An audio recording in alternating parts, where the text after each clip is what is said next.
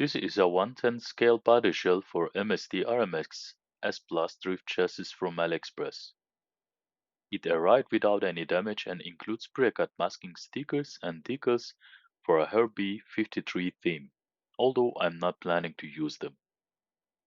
The package also comes with 3D printed mirrors and extra parts for the light pockets.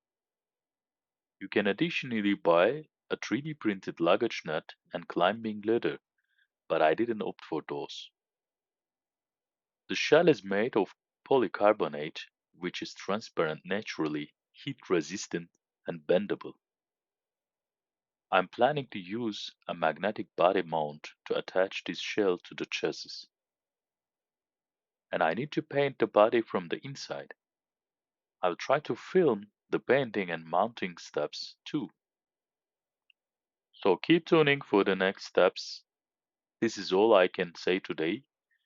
Enjoy the rest of the video and bye for now.